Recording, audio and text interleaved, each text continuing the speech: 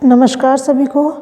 आज हम संस्कृत की ऑनलाइन क्लास में चित्र आधारितम वर्णनम पढ़ेंगे, यानी कि चित्र पर आधारित वर्णन आज का हमारा टॉपिक रहेगा। इस टॉपिक पर हम आज वीडियो में पढ़ेंगे। सबसे पहले हम देखते हैं कि परिचय की चित्र वर्णनम या चित्र आधारित वर्णनम क्या है।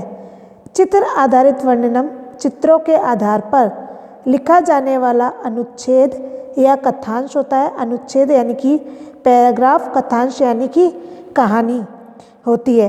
ये चित्र पर आधारित होता है। जो अनुच्छेद होता है या कहानी भी हो सकती है। अर्थात चित्र वर्णन में कोई भी सामान्य चित्र देकर के, अब जो चित्रकथा होती है या चित्र आधारित वर्णन होता है, उसमें किसी भी प्रकार का कोई सामान्य सा चित्र देकर के उसका वर्णन करने को कहा जाता है। ये वर्णन मंजूषा में दिए गए शब्दों की सहायता से करना होता है। इस प्रकार इस प्रश्न का उत्तर लिखने के लिए शब्दों के वाक्य प्रयोग का गहन और निरंतर अभ्यास छात्रों के द्वारा किया जाना चाहिए। यानी कि जब हम चित्रकथा का वर्णन करते हैं तो इसका वर्णन करने के लिए जो वाक्य प्रयोग है, उन वाक्य प्रयोगों का हमें अच्छे से अभ्यास होना चाहिए। हमें वाक्य बनाने आने चाहिए। सबसे पहले हम देखते हैं इसके सामान्य निर्देश कि चित्रकथा को बनाते समय हमें किन किन बातों का ध्यान रखना चाहिए और किस तरीके से हमें चित्रकथा को बनाना चाहिए या चित्र आधारित वर्णन करना चाहिए। तो सबसे पहले आता है चित्र वर्णन में एक ही भाव अथवा विचार प्रस्तुत करना चाहिए। जो हम चित्रकथा लिखने जा रहे हैं या जिस चित्रकथा का हम वर्णन करने जा रहे हैं, उस चित्र वर्णन में एक ही भाव अथवा विचार प्रस्तुत होना चाहिए, विचार होना चाहिए। ऐसा नहीं एक मिनट में एक विचार है, कई दूसरे मिनट में दूसरा विचार है। यानी कि हमने एक वाक्य तो किसी और विचार के द्वारा बना दिया, दूसरा वाक्य किसी और विचार पर, यानी कि ये वाक्य एक दूसरे से संबंधित होने चाहिए। दूसरा आता है भूमिका एवं उपसार नहीं होना चाहिए। अब चित्रकथा में ना तो कोई भूमिका होनी चाहिए और ना कोई उपसार होना चाहिए। चित्रकथा में तो सिर्फ जो हमें चित्र दिखाई दे रहा है और उस चित्र से संबंधित जो शब्द मंजूषा में दे रखे हैं, उन शब्दों को लेकर के उस चित्र को देख करके उसका वर्णन होना चाहिए। तीसरा आता है विषय का प्रारंभ शीघ्र ही करना चाहिए।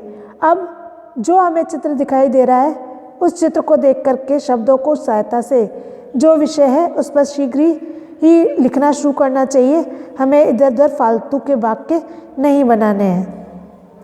अब चौथा आता है वाक्य आपस में संबंध होने चाहिए। वाक्यों में जो है आपस में संबंध होना चाहिए। एक वाक्य दूसरे वाक्य से संबंधित होना चाहिए। ऐसा नहीं कि एक वाक्य कुछ और अर्थ दे रहा है, दूसरा वाक्य कुछ और अर्थ दे रहा है, ऐसा नहीं होना चाहिए। यानी हम जो भी वाक्य बनाएंगे वो सब एक दूसरे से संबंधित ही होने चाहिए। यानी उस चित्र में जो हमें दिखाई दे रहा है उससे ही संबंधित होने चाहिए। फिर पांचवा पॉइंट आता है विशेषतः वाक्यों में रोचकता होनी चाहिए। जो वाक्य हम बना रहे हैं वो वाक्य रुचिकर होने चाहिए। छठा पॉइंट आता है भाषा सरल, सुबोध और प्रवाहयुक्त होनी चाहिए। जो चित्रकथा की भाषा है वो सरल, सुबोध और प्रवाहयुक्त होनी चाहिए, आसानी से समझ में आने वाली होनी चाहिए। फिर सातवां पॉइंट आता है वाक्य बहुत बड़े नहीं होने चाहिए। हम जो भी वाक्य बनाएंगे चित्रकथा में या कहानी को वर्णन करते समय, वो वाक्य ज़्यादा बड़े नहीं होने चाहिए, छोटे होने चाहिए और ना ही ज़्यादा छोटे होने चाहिए, यानी कि मीडियम होने चाहिए।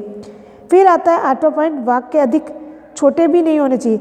अगर वाक्य ज़्यादा बड़े नहीं होने चाहिए तो बहुत छोटे भी नहीं होने चाहिए, सही होने चाहिए। जो अपनी चित्र को में दिखाई दे रहा है उसको व्यक्त कर सकें, ऐसे होने चाहिए, यानी कि मध्यम होने चाहिए। फिर आठवां आता है वाक्य अधिक छोटे भी नहीं होने चाहिए। फिर नवा है चित्रों का वर्णन मंजूषा में दिए गए शब्दों की सहायता से ही करना है। अब हम जो चित्र दिखाई दे रहा है उस चित्र का वर्णन जो उस चित्र से संबंधित मंजूषा में शब्द दिए गए हैं, उन शब्दों की सहायता से ही करना चाहिए। 10वां आता है मंजूषा के शब्दों का प्रयोग चित्र के अनुसार ही करना चाहिए। अब जो मंजूषा में चित्र शब्द दे रखे हैं उनका प्रयोग चित्र के अनुसार ही होना चाहिए। अब 11वां पॉइंट आता है चित्र को ध्यान में रखकर शब्दों के लिंग, वचन और पुरुष में परिवर्तन किया जा सकता है। अब चित्र को ध्यान में रखकर शब्दों के लिंग, वचन और पुरुष में परिवर्तन किया जाता है। यानी कि इसमें ये बताया गया है कि चित्र हमारा जिस लिंग का है उसी लिंग में हमें वाक्य को बनाना है, जिस वचन का है उसी वचन में वाक्य बनाना है, या जिस पुरुष का है उस पुरुष में ही हमें वाक्य का बनाना है। ऐसा नहीं होना चाहिए चित्र तो पुल्लिंग का दे रखा है, हम वाक्य स्त्रीलिंग का, या वचन हमें एक वचन दे रखा है और हम वाक्य बहुवचन में बना रहे हैं या द्विवचन में बना रहे हैं, या पुरुष हमें मध्यम दे रखा है और हम वहाँ पर उत्तम पुरुष का प्रयोग कर रहे हैं। ऐसा नहीं होना चाहिए। तो चित्र को ध्यान में रख करके शब्दों के लिंग, वचन और पुरुष में परिवर्तन किया जा सकता है। फिर 12वां पॉइंट है, चित्र वर्णन में उसका केंद्रीय भाव अथवा शिक्षा आवश्यकता अनुसार प्रारंभ या अंत में देना चाहिए। अब जो भी चित्र है उस चित्र का जो भी केंद्रीय भाव है या जो भी उसकी शिक्षा है वो या तो आरंभ में होनी चाहिए या फिर अंत में होनी चाहिए। यहाँ पर चित्र वर्णन के कुछ उदाहरण देकर उन्हें हल करके समझाया गया है। इनके गहन अध्ययन के लिए एक अध्ययन के द्वारा ही इनके लेखन में निपुणता प्राप्त की जा सकती है। यानी कि जो चित्रकथा है उस चित्रकथा को ढंग से लिखने के लिए, समझने के लिए हमें इनका गहन अध्ययन किया जाना चाहिए, इनके लेखन में निपुणता होनी चाहिए। यानी कि हमें वाक्य अच्छी तरह से बनाने आने चाहिए और वाक्यों को बनाने के लिए हमें लकार, विभक्तियाँ अच्छी तरह से याद होनी चाहिए, तभी हम इन वाक्यों को आसानी से समझ सकते हैं और उनका वाक्य प्रयोग कर सकते हैं। चित्रकथा को समझने के लिए अब हम सबसे पहले चित्र ये देखते हैं। ये चित्र हमें दिखाई दे रहा है विद्यालय का। इस चित्र में हमें मैदान दिखाई दे रहा है, बच्चे दिखाई दे रहे हैं, गाड़ी दिखाई दे रही है, कक्षा कक्ष दिखाई दे रहे हैं, खेल का मैदान दिखाई दे रहा है और ये आगे उद्यान दिखाई दे रहा है। तो और इससे संबंधित, इस चित्र से संबंधित यहाँ मंजूषा यानी कि इस ब्रैकेट में शब्द भी दे रखे हैं। तो इन शब्दों की सहायता से इस चित्र को देख करके हमें क्रमानुसार एक एक वाक्य बनाना है। जैसे यहाँ पर पहला शब्द दे रखा है ग्रामस्य मध्ये, तो हम चित्र को देख करके पहला वाक्य बनाते हैं, अयम विद्यालय ग्रामस्य मध्ये स्थित अस्ति। अब हमारा वाक्य एक वचन का है तो अस्ति शब्द का प्रयोग करते हैं, और अगर हमारा वाक्य बहुवचन का है तो हम संति शब्द का प्रयोग करते हैं। तो ये हो गया अयम विद्यालय ग्रामस्य मध्य स्थित अस्ति, ये विद्यालय गांव के बीच में स्थित है। फिर दूसरा आता है विद्यालय विशति कक्षा संति, विद्यालय में 20 कक्षा हैं, यानी कि विद्यालय में 20 कमरे हैं, कक्षा यानी कमरे हैं। फिर अगला दे रखा है अस्मिन् विद्यालय षोडश अध्यापका संति, इस विद्यालय में षोडश है यानी कि 16 अध्यापक हैं, क्योंकि यहाँ दे रखा है षोडश अध्यापका। अब अगला शब्द दे रखा है उद्यानम, तो उद्यानम से लेकर के हम क्या बनाएंगे, विद्यालय एकम उद्यानम अस्ति, विद्यालय में एक उद्यान है यानी एक बगीचा है। अब पांचवा हमने वाक्य बनाया मम विद्यालय से एकम क्रीड़ागणम अपि अस्ति, हमने देखा था चित्र में विद्यालय के सामने हमें एक उद्यान भी, या खेल, विद्यालय के सामने एक उद्यान दिखाई दे रहा था और पीछे हमें एक खेल का मैदान दिखाई दे रहा था। तो मम विद्यालय से एकम क्रीड़ागणम अपि अस्ति, मेरे विद्यालय में एक खेल का मैदान भी है। फिर बालका मध्यांतरे क्रीडन्ति, बालक मध्य अवकाश में खेलते हैं। मम विद्यालय अति सुंदर अस्ति, मेरा विद्यालय बहुत अधिक सुंदर है या अत्यधिक सुंदर है।